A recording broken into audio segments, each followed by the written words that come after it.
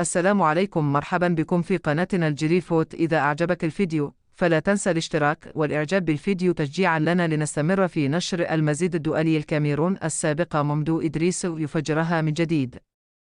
نعم، تأهلنا برشوة عظيمة لكري غسامة، وهو شخص مدلل عند صمويل. فقد فقدنا التأهل بهزيمتنا في جابوما بنسبة 100 كرويا. لا يمكننا الصمود ضد الجزائر، وهذا أسوأ جيل في تاريخ الكاميرون. أنا مسؤول عن تصريحاتي ولن أتراجع عنها. ظلم كبير يحدث لبعض لاعبي الكاميرون من صمويل أيتو نغاندو أفضل مدافع في الكاميرون حاليا، لا يستدعي ويستبدل بلاعب ضعيف ذو قرابة من صمويل ريغوبير سونغ. ورغم تاريخه الحافل مع الكاميرون، أصبح مجرد دمية يسيرها إيتو كيفما شاء. أنه أمر مخزي. أيتو ليس شخص نزيه. نعرف كلنا كيف فاز برئاسة الاتحاد الكاميروني بتلاعبات ورشاوى وتواطؤ وزير الشباب والرياضة الكاميروني. أيتو جبان وضعيف شخصية، فقد كان يعاني في ملاعب أوروبا من العنصرية، وهو الآن يريد ركوب المجد باسم منتخب الكاميرون العظيم. تاريخ الكاميرون في كرة القدم